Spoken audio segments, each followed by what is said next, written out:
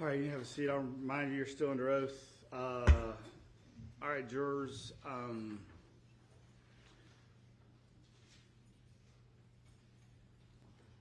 While y'all were gone yesterday, we had some discussions, and we have some work that needs to be done outside your presence, and that's probably going to take, I'm going to guess, an hour and a half.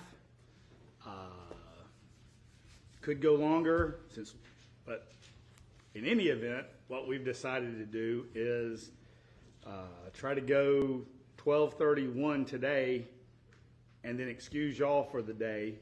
We'll then take a regular lunch break, maybe even longer, so they can prepare, and then we have some things to take up outside your presence. Like I said, that's going to take an hour and a half to 2 hours, so we're going to work the rest of the afternoon, and if we have some extra time, we may jump ahead to the instructions I will give you at the end of the case, and we'll talk about those a little bit.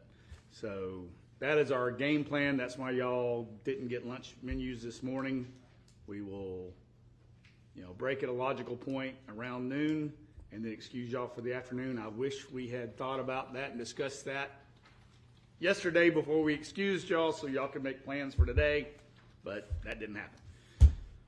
So anyway, so y'all know what to expect. All right, so we'll still take a morning break, and maybe take a 15-minute break to let everyone stretch and go outside if you need to. All right, you need to flip over to. Are you good? You need the camera? I need not the camera, computer. We're also maybe attempting to do the internet call again, so we'll see how that works. Okay. I believe that's after this witness. Am I good to go, Judge? Go ahead. Good morning. Is it detective still or sergeant? Sergeant Kuykendall. Sergeant Kuykendall. What division are you with now? I'm in criminal investigations. Okay. My name is John Luke Weaver, and I, along with Michael Ray, represent Melody Farris. So I want to go back and talk about what were your job responsibilities in 2018? I was assigned to the day's persons unit, and I worked under Sergeant Hands. In the what persons unit? Persons crimes unit. Okay. And I worked with Detective Hayes, and Sergeant Hands was our sergeant at the time. And who? Sergeant Hands. Okay. So y'all were the persons crimes unit. Yes, sir. What is that? I mean, every case would involve a person, so could you be a little more specific what that would mean? Correct. So criminal investigations at that juncture was divided into several units. So we had a crimes against children unit that investigated crimes against children. We had a night shift family violence unit. We had a property crimes unit that looked into thefts and burglaries. We also had a financial crimes unit that dealt with fraud. So on days persons, we worked non-family violence crimes against persons, which would include everything from shootings, stabbings, robberies, rapes, but it would be under the non-family violence part of that. So neighbors fighting would fall under us, things of that nature.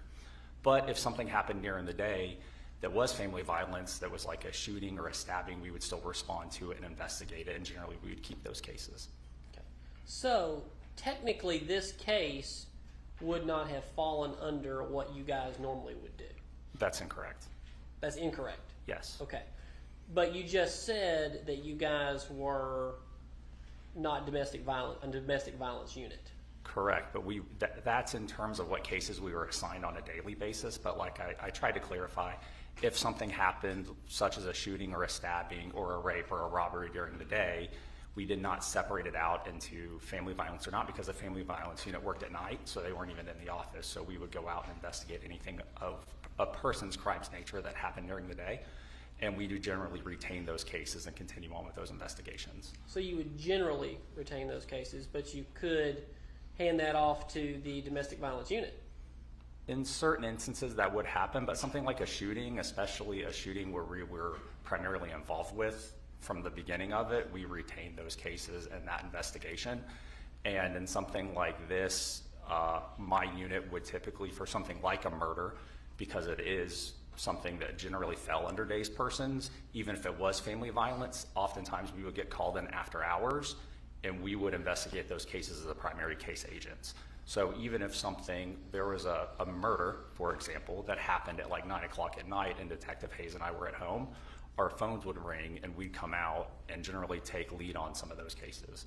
Depends on who's available, who they have working, and what is known at the time. But I came in many times after hours and on weekends for kidnappings or armed robberies or murders to assist with everything from becoming the case agent and taking over the case entirely to just assisting, doing interviews and writing search warrants, or assisting the crime scene unit and things like that. So we would work effectively cases that would fall into what other agencies would define as like your major crimes or robbery, homicide, things like that. So my unit would take primary on a lot of those cases as well, but not in every case. So you just said a lot right there, but this is the way I interpret it. Tell me if I'm wrong. You basically work on a first come, first served basis. You're on duty, case comes up, you stay with the case. Is that correct?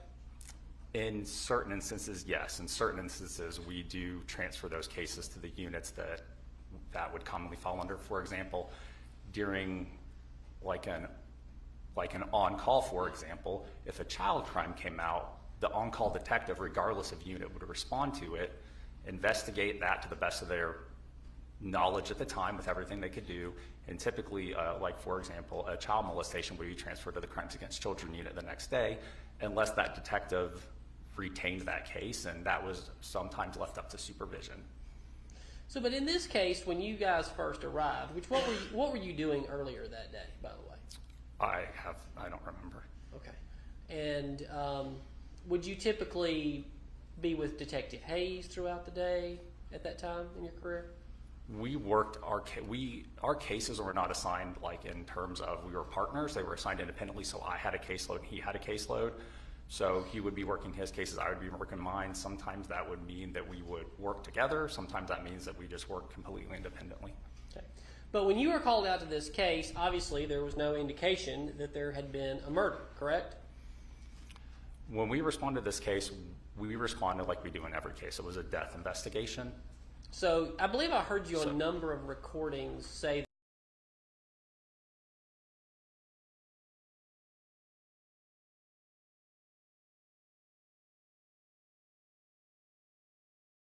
that you investigate every death in Cherokee County. I don't. Maybe not you personally, but Cherokee County Sheriff's Office. We respond to deaths in the county, but not inside the city limits. Not inside the city limits of Holly Springs, Canton, Ball Ground. Typically, but we have been asked to assist them in the past. Okay. But that's what you did? We investigate deaths, yes. Even natural deaths? Yes, we do. Right, because I heard you say that in interviews. Yes, sir. We investigate natural deaths, accidental deaths, suicides, homicides. Okay. Why do you investigate natural deaths? Would that not be something for the coroner to do? We work in conjunction with the coroner's office to investigate natural deaths because the goal in going out to those is to determine if it in fact is a natural death or if it is a homicide or an accidental death or something else. So we do go out to determine the manner and cause of death in conjunction with the coroner's office for deaths in Cherokee County. Right. So you noted early in your incident report and in your audio recordings that, I mean, you applied for a search warrant almost immediately. It was done early in this case, yes, sir, before the house was searched, I believe. Okay. What probable cause? I did not obtain the search warrant, so I've never read the affidavit, so I don't know what probable cause was necessarily written in it. You didn't obtain the search warrant? I did not write the original search warrant, no, sir. But you just know that a search warrant was completed before you went in the house? Yes, sir. How do you know that? Because that information was relayed to me by investigators and supervisors on scene. Did you see it? I read the search warrant itself, but I don't believe I've ever read the affidavit.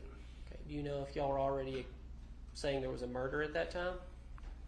At the point in time we responded to the scene, we knew that we had a human remains on a, well, appeared to be human remains on a fire, burned to a degree of which none of us had ever seen before in many years of law enforcement experience. We knew that people were already talking away from family members and providing information that had us very concerned. And when we respond to any death investigation, we look at it as a potential homicide from the onset of the case until we find evidence to support that it is not a homicide. And so that evidence would have been Scott Ferris telling multiple people that a gun was missing, yes? That is not the only information that we had, no. What other information? The degree to which the body was burned, I had been taught in previous homicide classes that bodies caught up in brush fires or caught up on fires are oftentimes not burned up to that degree, and that should be a very concerning thing if you were to see it when you initially respond to somebody that has fallen on a fire. So I have been taught that in homicide schools, that if somebody is in like a brush fire or like even like a little burn pile, but they are like almost gone and all you have is some bones, that is a very concerning thing, and you should take note of that and start looking deeper as soon as you see something along those lines. So that, in conjunction with family members already starting to talk about other family members in terms of everything from potential drug problems to missing guns to also notably potentially blood in the house, all of these things combined led us to be concerned that this was potentially more than an accidental death or a natural death from pretty much the onset of law enforcement's arrival. Most of that information was gained by even uniformed patrol before Detective Hayes and I made it on scene. Right, because Scott Ferris was telling multiple people that a gun was missing in the house. That is one of the factors, but again, not the only factor. Did you already know that he was telling people that before he got in your car for your interview of Scott Ferris? Yes, sir. I had heard that when he was alone with one of the officers on scene, he had started reporting that there was a firearm missing. He had also said that there was possible, he believed it was blood in the house, which again, those facts combined with how severe the body was burned and how there was almost nothing left of a very large man led us to immediately have concerns that this death was potentially something that wasn't an accidental death or a natural death. So we investigate every case like a homicide from the onset until we have evidence to prove otherwise, and we didn't have any evidence to prove otherwise. Okay, tell me about your interview with Scott Ferris. It was done in my car, away from everyone else, so nobody else could hear it. It was audio recorded. Okay, what did he tell you? We talked for an hour and a half about everything from the family dynamics. What time of day was that, by the way? Was the sun still up? It was around 2 p.m. So within the first hour of your arrival, you got there about what, 1:30 you said? Yes, sir. It was around 1:30. So within 30 minutes of your arrival, he's in the car with you talking to you. I wouldn't say within, but it was around 2 p.m. Okay, within the first hour. I believe so, yes. Okay, so he gets in the car with you, and tell me what he said. Over the course of the time that we spoke, he talked about some things that he had seen that was concerning in the house. He had talked about the relationship dynamics between Gary and Melody. We talked about just the family history. We talked about Gary's health problems, because again, we're trying to determine if the nature of this case is something that could be an accidental death or a natural death. And we also learned that Gary was reckless with fires, and he tended to make very large fires. And we spoke about Gary's health problems and health concerns and high blood pressure and his spells that he was having. So we talked about an awful lot of stuff. Sure. So in your report, you noted that Scott told you that the tractor was in an odd spot. Do you remember that? Yes, sir. All right. And do you remember that he told you that it was normally in a specific place, but it was poorly parked? He said it was parked in a spot that was odd for the tractor to be parked. Okay. And then he also brought up conversations about his mother only having access to Gary's bank account and having his PIN number. That's all access she had. He brought that up to you, yes? We did talk about the financials, yes, sir. Okay, so he brought that up to you. While we were speaking, he did talk about how she has access to a debit card and that's the way she accesses the money to spend it. And he's the one that said that his mom produced the wallet? Yes, that was brought up early on as well, is that she had, while looking for Gary and trying to determine if he was still at the residence or had potentially left, one of the things they looked for was the wallet, and she did produce the wallet, yes. Okay. And he's the one that brought up something about a CPAP machine? Yes, Gary used a CPAP machine every night. Okay. But then, he's the one that tells you the story that, and this is within, again, the first hour of you arriving on the scene. Scott Ferris tells you that a few weeks ago, he was helping an AT&T repair guy at the residence. He was looking for a remote and opened the wooden piece of furniture near the door in the living room area downstairs in the basement. When he opened the drawer, he found a leather holster with what appeared to be a .38 caliber revolver in it. Yes, he told you that? It's in your report. I don't know if that's the exact phrasing, but that's how I paraphrased it. But yes, Well, he told me that. You would agree that's how you put it in your report? Yes. Okay. And that he had never seen this gun before. And when he checked for the gun again on the 5th, while looking for Gary, he noticed that it was not there.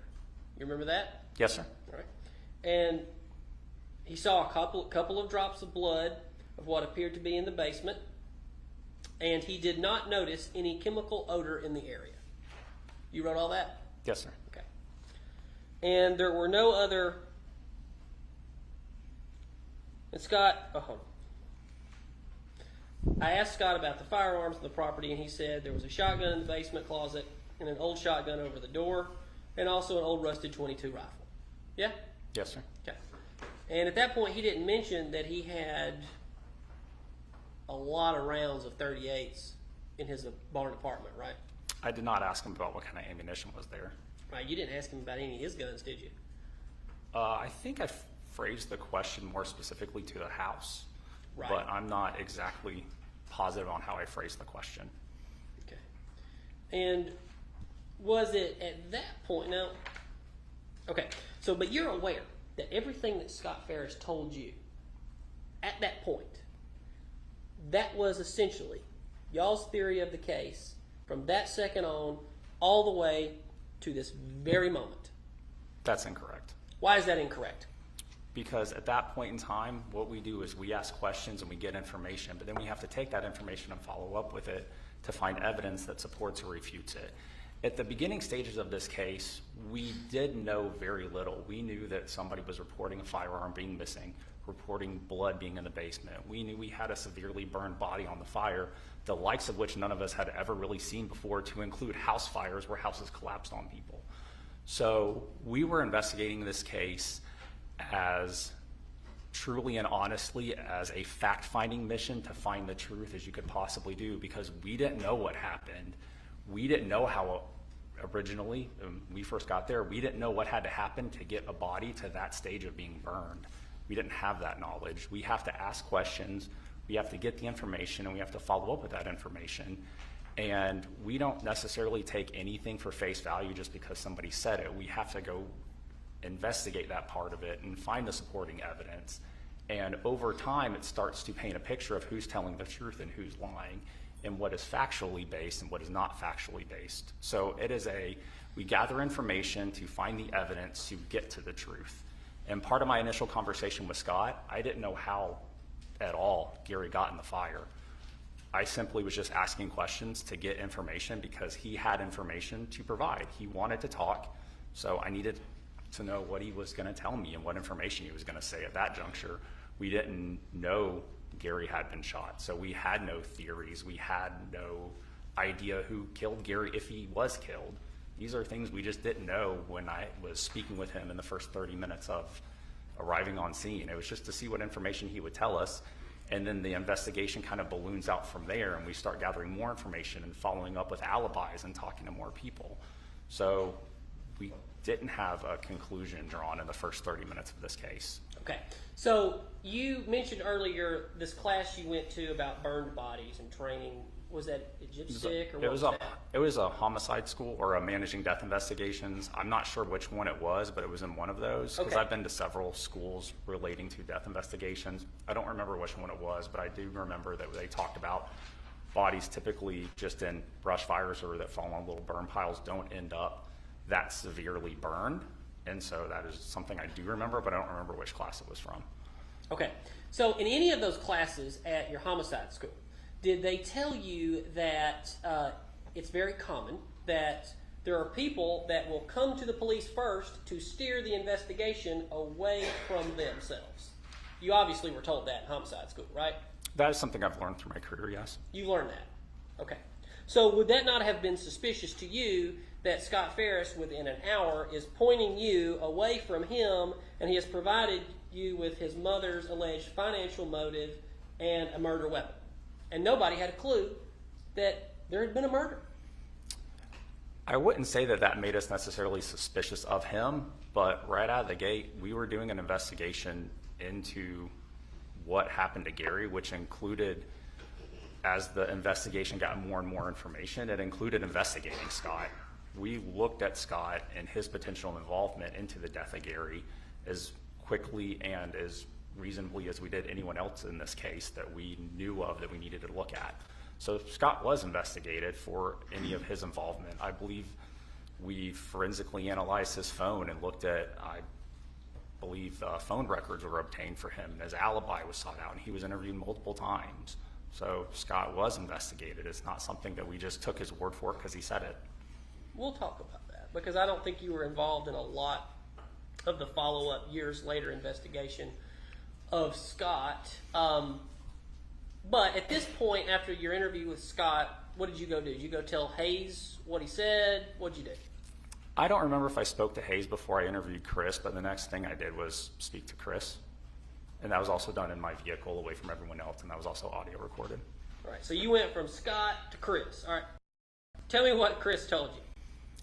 In speaking with Chris, he relayed a lot more of the family dynamics between Melody and Gary and things he had seen and things that his daughters had told him that they had seen, and we spoke about the relationship, and we spoke about the finances, we spoke about him and how the body was found and what his observations were and things of that nature. Okay.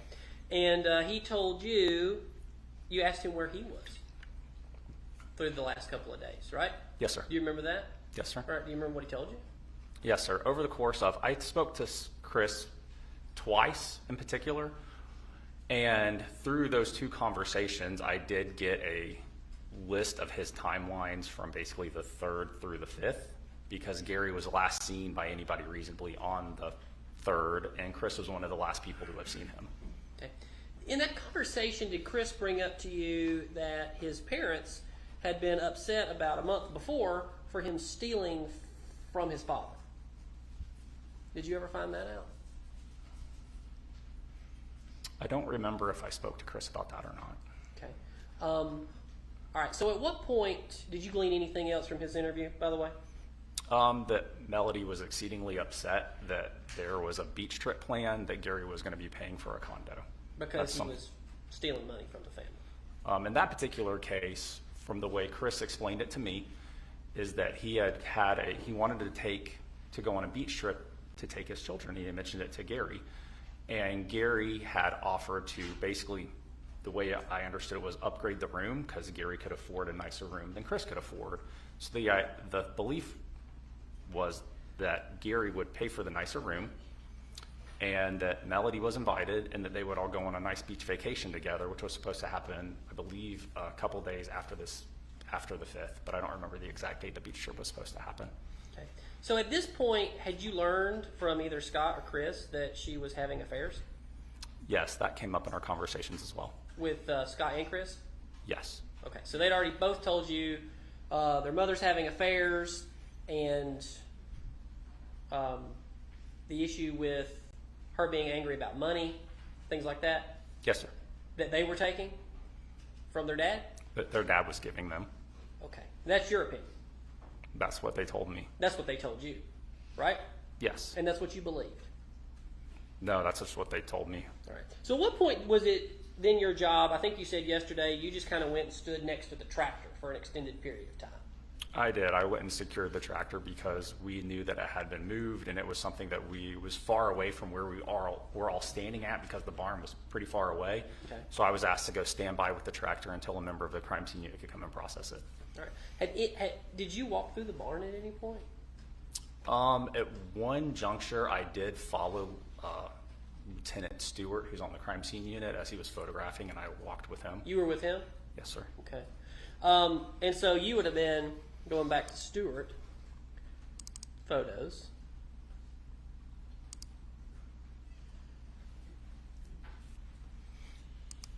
So you were over here at this tractor.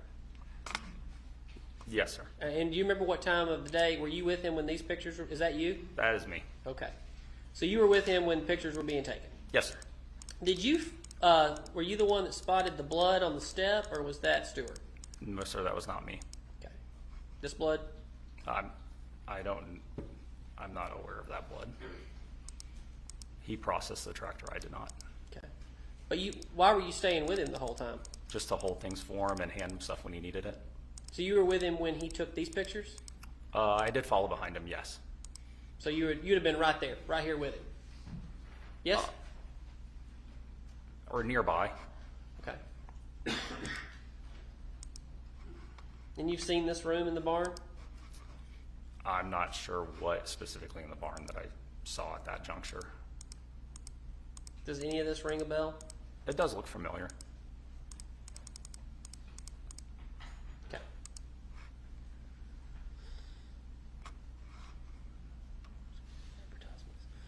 So, how long were you with Stewart before you went back to interviewing witnesses?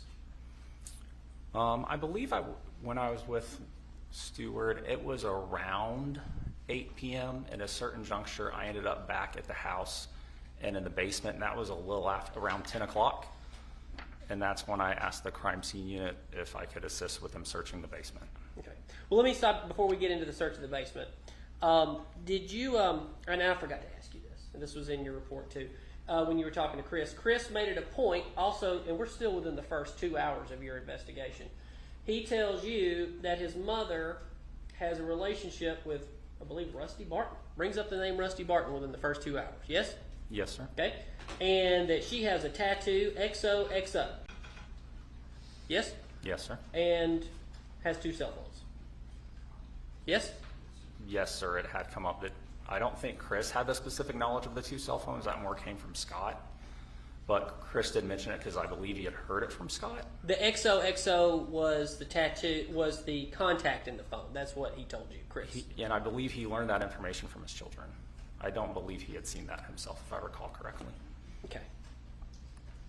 So let's go back to, oh, and you were also around for the accelerant test, correct? Yes, sir. I did take photos as Investigator Daniels swabbed the hands of Melody Farris and Scott Ferris. All right, so in that swab, did anybody ever think to do y'all even have a gunpowder residue test or anything like that? We do have GSR kits, yes, sir. All right. Did anybody ever think about doing something like that? GSR kits, gunshot residue is very short-lived evidence. If a shooting had happened a day or two earlier, we're generally not going to be doing gunshot residue kits on people days later. That's something we try to do very quickly after a gun's been discharged. Okay. Almost to the point of an exigency to get it because the evidence can be so short-lived. Sure. What about on a gunshot residue test? I think that's what GSR? GSR, yes, sir. Can you do that on like walls and furniture and stuff? I have not personally done it on a wall or furniture, and I don't know what the GBI stance specifically of that is. The GBI? Yes, we send the GSR kits to the GBI's forensics labs for processing. We don't process those in-house. We will collect them, package them, and send them off for testing. But it's something that could have been done, yes? I'm not aware if that is a proper use of the GSR kits. I have not done that myself. All right. So about what time did you go in the house? I don't remember exactly what time I would have re-entered the home. All right. But definitely after the warrant was signed, right? Yes. Okay. Well, that's what you testified to earlier. So you found this bullet right here. I did. All right. What else did you find in the house? The only other items I recall specifically collecting were a comb, a toothbrush, and a razor. Right. So you found this bullet. Did you take these? Did you take these pictures? No, sir. Because you had a camera with you, right? At that juncture, I don't believe that I did. So let's talk about how you found this bullet.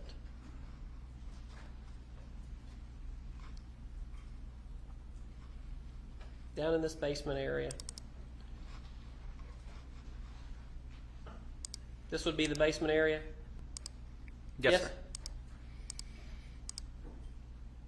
So how did you find it?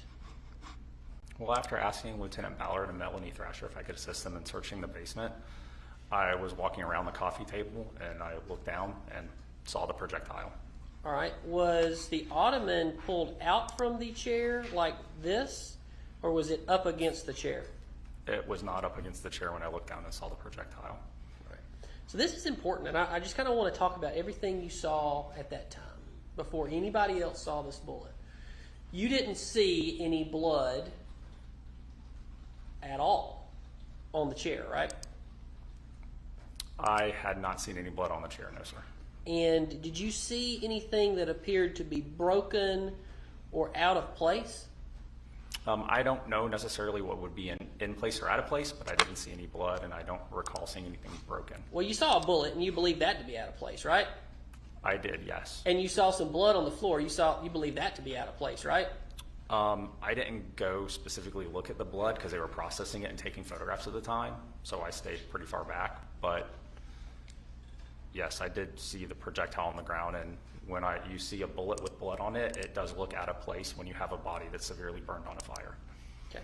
But right here in this picture, which is a zoomed-in version of this, there was no other blood around this bullet, right?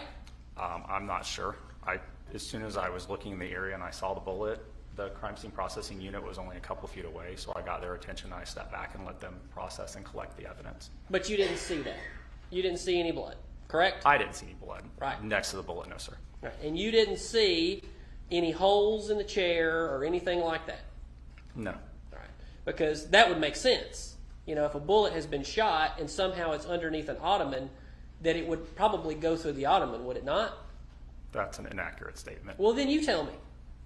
Well, very simply, I don't know what the bullet hit when it was fired, and I don't entirely know exactly what it would have struck or not struck it. Detective Cockendall, I understand that it's been kind of made out that you were not very important to this investigation, but on July the 5th of 2018, you were important to this investigation, were you not? I do believe that I was an important player and investigator in this case, so I don't think that I You would don't say think I was you were, or you do? I couldn't hear you. I think that I am an important part of this case, yes, sir. Yes, okay. So at that time, you're in the basement, you find the bullet, and you don't think it's important to look around and see, oh, could this have ricocheted off of anything? Should we look into that? Should we take pictures of that? Yes? I turned the scene as soon as I found the bullet, I turned it over to our crime scene processing unit because they have a lot more advanced training than I do in evidence collection. And I let them photograph, and of course I looked around to see if I could see a bullet hole or any other evidence, and I just didn't see anything that hadn't already been spotted. The only thing I saw that hadn't already been observed, notated, or photographed or marked was the bullet. So as this case is going on, this jury has heard from a number of witnesses, crime scene techs along the way. Crime scene tech Thrasher, would you believe her to have been the one in charge of the house? I'm not sure from a crime scene perspective who was in charge of searching the crime scene. And I think it's been hard for us, as we've sat here through this trial, to figure out who's actually in charge of this case and this crime scene. But tell me if this is an accurate statement. Crime scene techs take information from detectives to find what to look for, yes? Yes. All right. So then detectives, they get information from crime scene techs to know what questions to ask. Yes? Yes. Okay. So, but it kind of seems as if there's no real organization in this crime scene. Did you feel that this crime scene was unorganized at the time? No, sir. Can you tell me why not? Well, the scene was organized. We had a number of supervisors on scene. We had captains, lieutenants, sergeants. We had a case agent. And the scene was organized, but the scene was large. So any one person is going to be likely not know what all the other people are responsible for doing because they know what their task is. So there was organization on the scene, and it wasn't disorganized. Who was running this whole case at that time? We had, well, there was a number of supervisors that were there that were running various aspects of the case. We had Captain Pinion at the time was there, Lieutenant Darrell Clark was there, Lieutenant Ballard was there, Lieutenant Carter was there as well at one juncture. We had Sergeant Shaw was over at the burn pile for a large portion of it. And when I found the bullet, Lieutenant Ballard was in the basement with Melody Thrasher as they were processing the blood that was found next to the bar. Okay. So here's where I want to know. On this crime scene, where did the buck stop? Who was the final say on this crime scene? There had to be one. Well, in this particular case, what I was being tasked with, I was being asked to perform specific job functions for the most part, and I was accomplishing those job functions and then either reporting back to Sergeant Hands or Detective Hayes. So from my perspective, those are typically, I was getting asked to do things like stand by the tractor. Once I completed that, I went back to find out what else I needed to do. Okay. So very specifically, I responded back to my direct supervisor or Detective Hayes, who was the case agent. Okay. But it appears, and tell me if I'm wrong, that there were multiple leaders on this crime scene, correct? There had to be because the scene was so large. So at a certain juncture, for example, at the barn, when Sergeant or Lieutenant Stewart, I don't know his rank at the time, when he was at the barn processing the barn and no other crime scene techs were around, he was responsible for that area of the property. He was responsible for processing that. And then you had the area of the burn pile, and then you had the area of the home. So yes, there was different levels of supervision, plus the structure of any police agency is a rank-based structure. So you have investigators and detectives who answer to sergeants, and the sergeants answer to lieutenants, and the lieutenants answer to captains. And when you have all of those on scene, they do have different areas of responsibility. So it's not disorganized, there's just a rank structure. And yes, different people are in charge of different aspects of the case. All right, so, but it seems very chaotic on this crime scene from everything that's been presented to this jury. I wouldn't describe it as chaotic. There was a lot going on, and if anyone wasn't aware of what was happening from the outside looking in, I can't know what somebody would have seen or thought, but from my perspective, I didn't think it was disorganized. I thought we did have organization. I knew what my job role was, and I knew who to go back and report to. Were you aware that this was, that Thrasher was new in the crime, as a crime scene tech? Did you know that? I don't know how new she was or wasn't. You didn't know? I'm not on the crime scene unit. Okay. Was there ever a discussion, were you involved in any discussion to ever say, you know, because you say you're well trained, and the GBI sometimes is invited to take over crime scenes because they have quite a lot of resources, yes? And training. There are agencies that do request the GBI to take over crime scenes, and there's other times where agencies request the GBI to come out and help or assist for something that they have. They are able to further that investigation through their knowledge and expertise, but it is agency dependent. Okay. But you would agree with me that the GBI is well trained at crime scene intake? The GBI is well trained, yes, sir. Okay. So were you around or available for any discussions that would have taken place regarding inviting the GBI to come take over this crime scene? I was not part of any discussion that discussed the GBI taking part of the crime scene. We have very experienced crime scene technicians that have a lot of training, knowledge, and experience, and we generally retain our own cases, and I'm not aware of any case, and I'm not aware of any case we've ever turned over to the GBI crime scene unit, unless I actually can't think of a single one where we've ever turned over a crime scene to the GBI in whole. Now they have come out and assisted, and they do work officer-involved shootings from their perspective, but that's a different thing because they are the ones who handle those. Okay. So you found the bullet and then left, essentially, after that, not long after that. I do believe that I had conversations with Detective Hayes and Sergeant Hands, and then ultimately I did speak with Chris a little bit after finding the bullet. Now, while you were walking around, had anybody started to talk about we should luminol this house? That was not a conversation I probably would have been a part of. All right. And did anybody think about luminoling the barn? I don't know if that was a conversation. I wouldn't have been a part of that conversation. Well, the reason I have a problem with that, because at the time you had interviewed multiple very important parties in this case.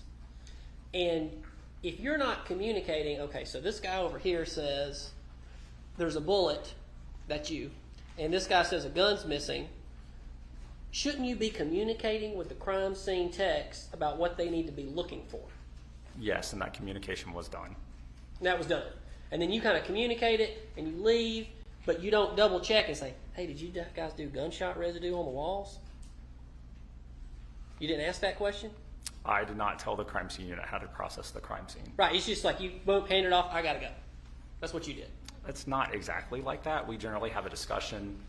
I pass the information up my chain of command and also make sure the case agent knows, and that information is communicated between the different entities, but it's not an accurate depiction of we pass the information off and then we run away and do something else. That's just simply not how it goes.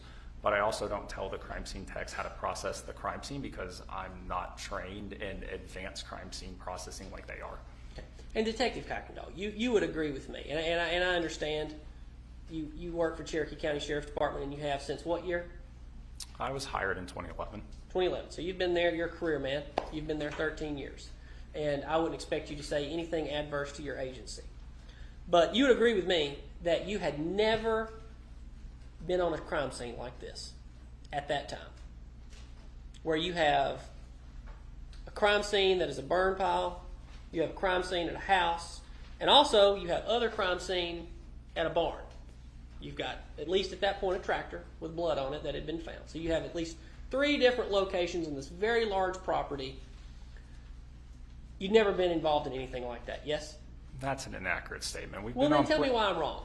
We've been on plenty of scenes that have multiple scenes, but at the same token, every murder's different. So if the fact of you had a barn, a tractor, a burn pile, and a house, that very specific set of items to process and secure, I'm not aware of that specifically presenting itself, but have we worked crime scenes that are very large and have multiple areas and multiple spots that are roped off prior to this? Absolutely. Okay. So at what point did you go back to interview witnesses? As I had said, I spoke with Chris over the phone again that night around midnight, and then the next day I came Had you been informed back yet to when the you, house. when you talked to Chris, had you been informed there was a bullet? Yes. When And I so- talked to Chris in the phone call at night, yes. Right, and you noted, and I noticed something about you, Detective Kuykendall, and I think you are a polite person. I don't think many people would, especially this jury, sit here and listen to me talk for, I don't know, 2 weeks now. And I don't know that I would get regarded as a polite person, but you are. And you called Chris, and you, which at that time he would have been a suspect, right? I don't think that at that juncture I could rightly call anyone. I think the best way to describe it is like this. At the very early stages of this investigation, I know most people have heard of Schrodinger's cat. It's both dead and alive in a box all at the same time. It's almost like that. Both everybody's a suspect and nobody's a suspect because we didn't have enough information to rule people in or rule people out. But you called Chris in the middle of the night, and you apologized to him. You said, I'm very sorry. I'm very sorry that I have to tell you this, but there was a bullet found in your father. Do you remember doing that? Yes, I did call Chris and revealed to him that we found evidence that his father was shot. And did you do the same thing for Scott? I did not. Okay. But you told Chris. Yes. All right. And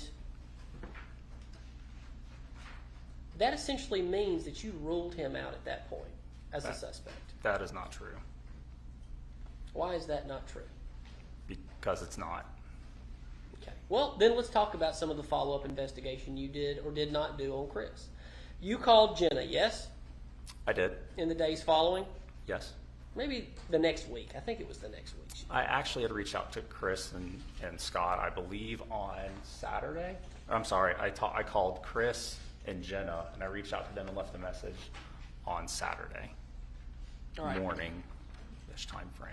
All right. And when did you eventually talk to Jenna? Do you I remember? believe it was Tuesday the 10th. Tuesday the 10th. So you talked to Jenna, and what had Chris told you about where he was or where he was through the hours of the 3rd? Because the jury's familiar with the timeline at this point, so we won't go back through all that. But you received kind of a timeline of the case and the last time that Gary had been seen. So what did you learn about what Chris had been doing? In terms of which conversation? My conversation with Jenna? Let's go with what Chris said first.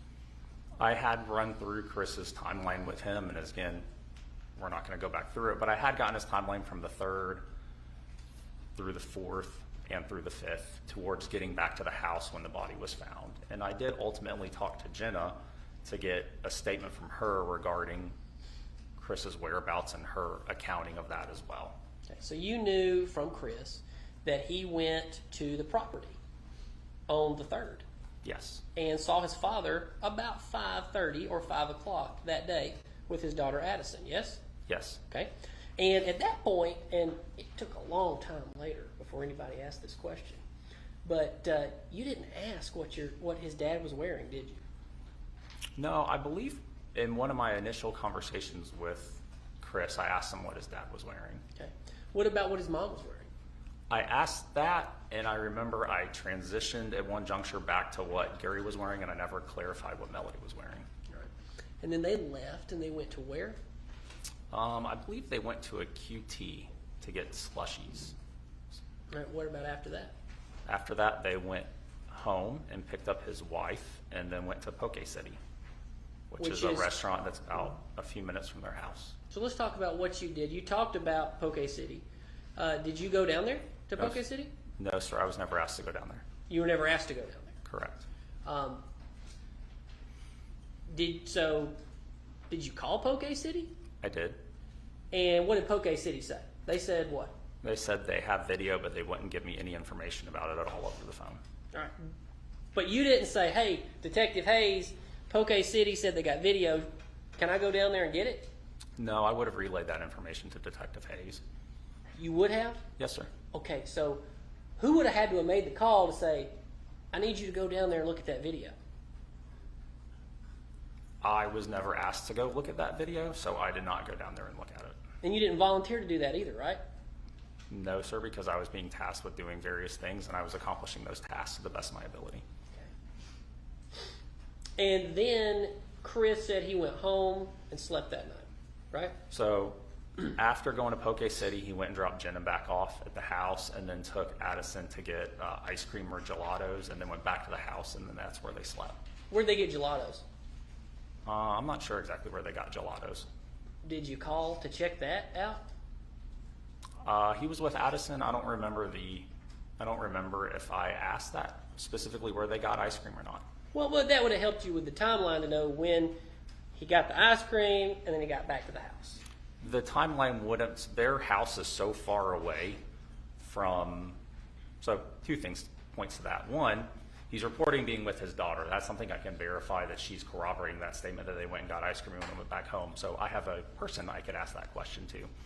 In addition to that effectively the length of time they would have been gone wasn't enough time to get all the way back up to the farm and then get all the way back home because they lived like 50 minutes away. How many minutes? I think they estimated it was about a 50-minute drive. Okay. I recall. That's your estimate. You didn't check it out. You didn't go drive it? I did not go drive it, no. Okay, all right. So they go back to the apartment. You don't know what time because you never checked out when they had gelato. And apparently went to bed. So what did Chris do? Where did Chris sleep in the house? I believe he slept in a bedroom different than Jenna that night because Addison wanted to sleep with Jenna. Correct. And you were told that by Jenna, correct? Days later? I believe I was told that specifically by Jenna, yes. All right. And I also asked her if she would have known if Chris would have left the house, and she said that she would have been aware if he had left the house that night while they were sleeping. While she was sleeping, she would have known. But would it shock you that she testified in front of this jury that she didn't know that he got up and left and went to the Peachtree Road Race that day? I didn't hear her testimony, so I don't know what she said or didn't say. When he left, she really didn't know. Right? You didn't check in on it, is what I'm saying. And so once you found out about this, when did you dump Chris's phone? I did not dump Chris's phone. All right. Did anybody? Do you know? I'm not aware of all of the investigative actions that were done in this case. So I was specifically, again, tasked with accomplishing certain things, and I would go and accomplish those tasks and then report them back. So I don't know all of the things that were being done because I wasn't the case agent. And we don't either, but it appears through all of the reports and everything in this case that you were kind of tasked with Chris and certain other people that were involved in this case, whereas Detective Hayes kind of more focused on Melody, you focused on everybody else. That was kind of, Am I wrong? Yes. I was tasked with talking to specific people at specific times, or calling specific locations, or going with people for specific things. And you were just picking up the phone. You didn't go see these people. A lot of them, it was just recordings of phone calls, recordings of phone calls. Some of them were phone calls, absolutely. Sure. And, you were And just, sometimes we did go, like, for example, I went with Sergeant Westberg down to Burn Foreman to talk to Angela Phillips and his business partner, Eric Durlacher. That's not something we did over the phone. all right, so you went down there and talked to Angela Phillips, but you didn't go down and talk to Jenna Ferris. Correct. Right. I did talk to Jenna Ferris over the phone. Did you also not find it weird in the phone call that Jenna Ferris basically ended the phone call with, "Can we be done now?" I had actually, I believe, had to, because Jenna Ferris was obviously somebody that we did want to talk to because we were trying to speak to her. So if I recall correctly, I had to actually call some family members and try to get them to get Jenna to call me so that I could speak with her. All right. So, in your opinion, you believe that even though Chris Ferris was ultimately never checked out by any form of cell phone tracking, any kind of tracking, nothing, and his wife said she didn't sleep with him that night, and you didn't go check any surveillance photos or footage from his apartment, right? You didn't check that. Well, you started out kind of going towards one question, then transitioned into another one. I'll do a better job. I appreciate you being polite again, Sergeant Kuykendall. I'll do a better job with my question. Don't you think that you should have went and checked to see if there was some surveillance footage of the apartment complex that night when you found out that Chris Ferris did not sleep with his wife?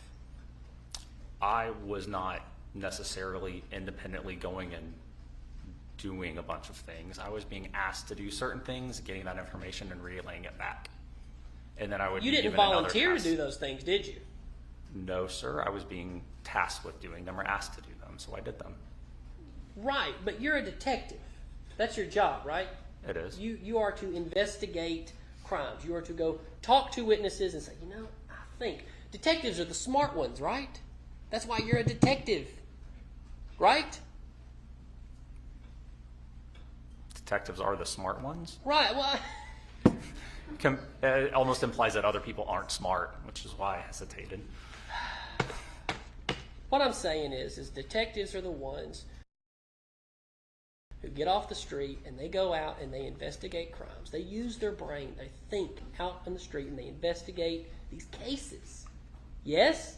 Yes. So if you find something, then you go investigate further. Yes? This is not controversial. Yes?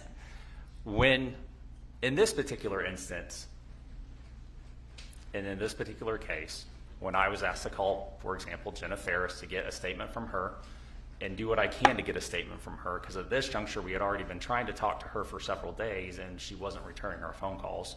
So Time out. Would you not find that suspicious? well, at this juncture in the case, Melody had retained an attorney who advised the family to stop talking to us. So yes, we were having challenges talking to the family because her attorney told them to stop talking to us. You'd admit that was good legal advice, right? I can't comment on legal advice because I'm not an attorney. Thank you, Detective Kuykendall. You're welcome. But you never looked for surveillance footage, obviously. I did not know, sir. You were not tasked with that. You were Correct. not tasked with doing a phone dump of Chris Ferris, correct? I did not dump Chris Ferris's phone. No, You sir. did not dump Jenna Ferris's phone. No, sir, I did not. Nobody ever did, right? I don't know. Okay, you don't know. But you do know that you did dump Terry Brazel's phone, right? I did not dump it, but we did get his consent when we were talking with Terry, and we went back to the free home precinct that his phone was forensically analyzed. All right, so you did. That's just a neighbor, right? It was somebody who was also friends with Melody, and when I was speaking with her, when I was asking her if she had anybody pursuing her or things of that nature, and it was kind of a long drawn out kind of questioning about other guys involved in her life to find out what other males might be around. Terry Brasman was the name that was mentioned. In addition, he shows up on her phone records in the time frame that we were investigating of the 3rd, 4th, and 5th. So talking with him and forensically analyzing his phone and getting a statement from him and looking at his phone records would have been something that this case would have involved. Okay. But you spent more time with Terry Braswell than checking out the alibi of Chris Ferris. I don't think that that is a fair representation because I was specifically asked to talk to Janet, and I did, and she ended the phone call at that juncture. And I was asked to find out if Poke City would have video or not have video, which I did do. And in terms of Terry, when we were speaking with him, we had a number of things we were trying to get out of Terry, so we did speak with him for a little while and ultimately determined that dumping his phone would be a good course of action at that juncture, and he consented to it. So we did he drove himself to the free home precinct, and we met him there, and his phone was forensically analyzed. So since you weren't tasked with things, and you got to help me with this structure, because again, it seems like there's just a lot of different people making calls, but nobody's really at the top making the ultimate calls and controlling this case. Who would have made the decision to dump Chris Ferris's phone? That would have been the case agent. The case agent? Yes, sir. Can you say his name? Detective Hayes. Detective Hayes. All right. What about doing any cell phone tower searches of Chris Ferris? I don't know what cell phone towers were or weren't searched. Okay. But you weren't tasked, obviously. I was not tasked with writing a search That's warrant to dump established. cell That's towers. established. I'm sorry. Moving on, you then interviewed a Joanna Newton. Yes. Who was that? She's a neighbor whose property resides on kind of the backside, well, what I call the backside. Basically follow the road down, it kind of goes to a cul-de-sac, and her property's over in that area. So I did speak with her over the phone, but she wasn't home during the time frame that this would have happened. All right. What about? She wasn't home on the 3rd, 4th, or 5th at all, so she was out of town. And you called the golf course at some point. I did. Scott was at. I called the Hampton Golf Club because that was where Scott had said he went at 7:30 in the morning on the 4th, and I did follow up. I spoke with the Trevor Cross initially, and he walked me, and he was able to confirm that there was a 7:30 tee time that was scheduled by Ted. It was scheduled online. He was able to give me the pricing, how it was paid for. There was cash transactions and credit card transactions to pay for it. Part of it was paid online, part of it was in person.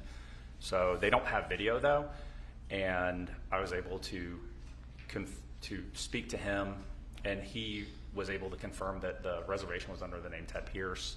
And then a day or two later, Sean Kelly, who's the head golf pro, called and confirmed that he saw Philip the morning of the 4th as well. But they don't have any video there to obtain. Did you go by and check, see if they had video? They just told you they didn't? Correct. Okay. What about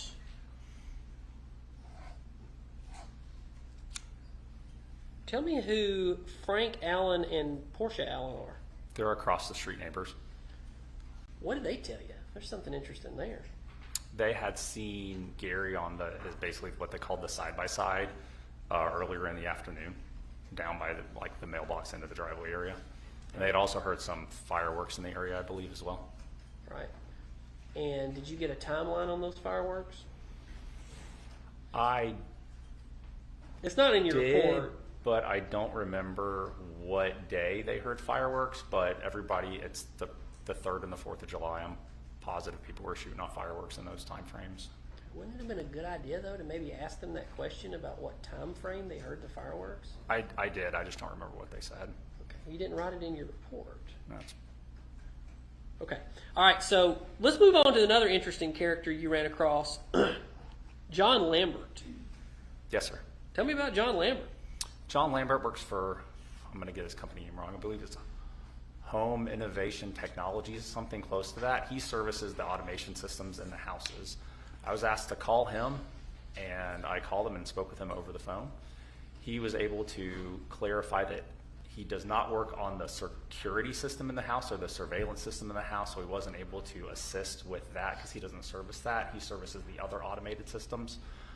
He also said that he was out at the house about a year earlier to do some of the service work. He met with Scott. He thought Scott was really odd, thought he was just strange. And also he reported hearing what he believed were gunshots in the area of the Purcell Lane and Birmingham Highway on the 3rd in the evening hours at I believe 9 or 10. That's what your report says. Yes? I believe so, yes. And so that was just a phone call with John Lambert, right? Yes, sir. How come you guys didn't set up an interview with him? The information he gave is documented in my report, and not every conversation is recorded, and not every conversation necessitates bringing somebody in. I inquired further as to why he thought Scott was odd, and very simply, he referenced his military history as something that he just thought was strange, and also Scott made a comment about while looking over the property, reference that one day, would all be his, and wasn't said in a nefarious or threatening manner, so it did not necessitate having him come in to tell me that further. How come you didn't put that in your report? About Scott saying it would be his one day? Because my report is a summary, and I did notate that John thought Scott was odd, which he did. Okay. Thank you very much, Detective.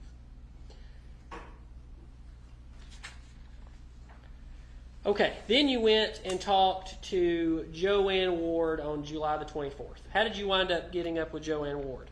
I was asked to give her a phone call, so I called her and spoke to her over the phone. Did you know why you were asking to call her? I do not remember exactly why I was asked. I was just called. She was somebody that had information, and I needed to call and see what she had to say. Okay, what did you learn? I learned that she knew Gary from work, but they didn't work in the same law office. They just worked in the same building. And she said that basically they had kind of a flirty dynamic to their relationship, and they were talking and texting and emailing each other, and it was flirting in nature, but it never progressed past that because she was not inclined to want to go further with anything unless there was what I think she referred to as extenuating circumstances, I think the term she kept using. So Gary was not divorcing Melody or separated from her, so she didn't want to get into any kind of further relationship with him. But she did note, or at least you noted in your report, that he did not wear a wedding ring. Yes. Okay. And then you also interviewed Angela Phillips with Eric Durlacher, and you never asked Angela Phillips whether or not she was having an affair with Gary, correct? That never came up in your interview. I don't recall if I specifically asked her that question. I think that we did explore the nature of their relationship, and I don't think that's something that she ever offered up to us. Okay. But you found out later that she called back and was interviewed again, correct? I'm not aware of exactly You didn't know, what. and then she revealed that they had a relationship in the 90s. I think I had heard that, but it was like years later. Years later. But you didn't ask. I don't recall if that's something that specifically came up in the interview. I don't recall if we directly asked her that or not. So let's kind of get to what I want to ask you, and then I will sit down. I've not interviewed you or crossed you as long as I thought I would today, but you spent hours with Detective Hayes talking to Melody Farris, yes? Yes, sir.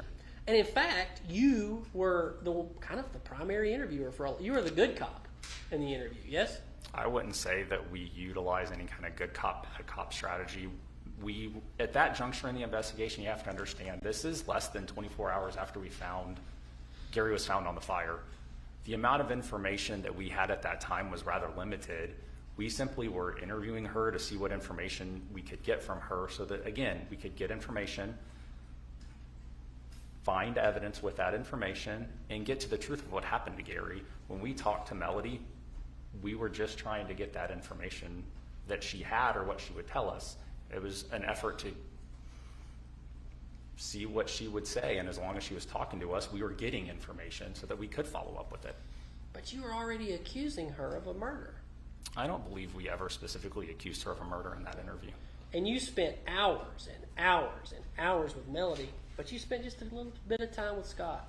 I think we did speak with Melody for about 4 hours, but at a certain juncture,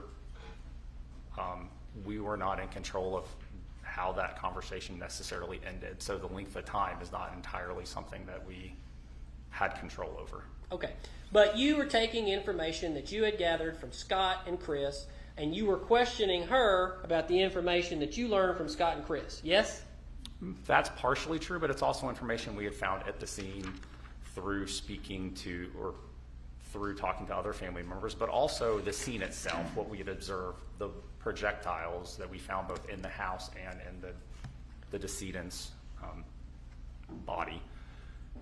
And also the blood in the house and the movement of the tractor and things like this are part of the conversation. But also we wanted to know what information she had and what information she could offer us and what information she could give us, because we needed to know what knowledge she had about everything that happened on those days, because at the end of the, because she is the decedent's wife, she was at the house the night that in the time frames this could have occurred, and we needed to know if she saw anything suspicious, if she saw anything out of place, if anything had been moved, if she saw lights in the woods, if she saw somebody at the house, if she saw a suspicious vehicle. These are things that we would only know by asking her. So you were also present for the dummy test. So I guess you'd kind of been removed from the case for a while. Yes, sir. How were you removed from the case, by the way? I was retasked to do something else shortly after this case had transpired. So I went and did my job in another capacity, and I was asked to do some follow-up over time. The dummy test was one of those tasks I was asked to help out with. All right. So you were asked to help with the dummy test, and there were two dummies. The dummy was shot in two different locations in the house. Yes. I'm not sure exactly where all the dummy was shot in the house. I was up at Scott's little area up there with one of the marshal's office people. I went in the house briefly when we first got there, and I know they were setting up, but I don't know where all they put the dummy or shot the dummy or anything like that. Okay. So you're the one that found the bullet in the basement, yes? Yes. You testified to that. And the dummy was shot in two different locations in the house, yes? I don't know how many places it was shot, or I don't know. I don't know where they put it. I wasn't inside the house when the dummy was shot. Sorry. You were the second in charge detective on this crime scene on July the 5th. Where was Mr. Ferris shot? I can't testify to where Mr. Ferris was shot. You can testify to where you think he was shot. I am not going to comment on what I think. You need to answer the question. I will comment on what we know.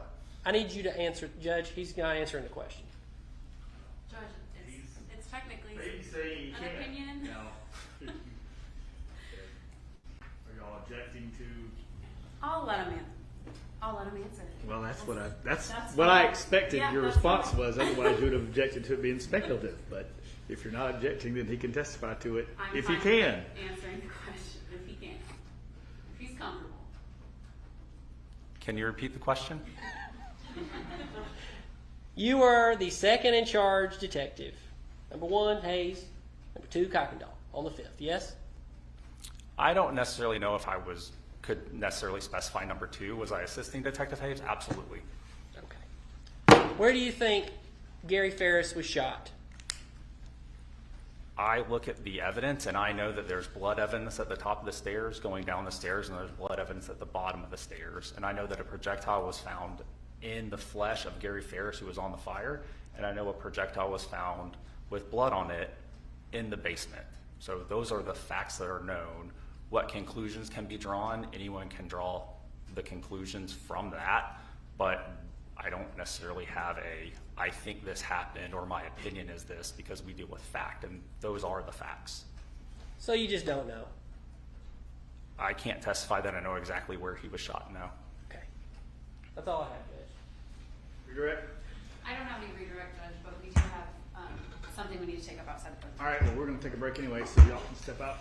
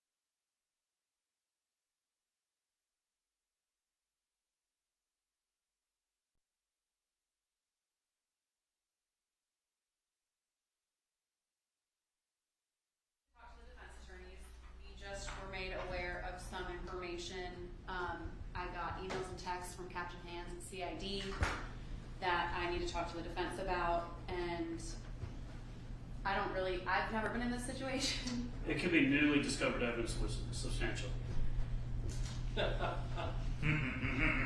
Okay. All right, y'all gonna take a break. Then are y'all planning on doing the Zoom with us next? I want to get Addison in. She has to be. Oh, they're gone. She has to be in before 1. Oh, I mean that's fine. Okay. Yes, she would be. Y'all have another live witness. After that, We do. Yes. Y'all, but is y'all planning to do her next? Addison next.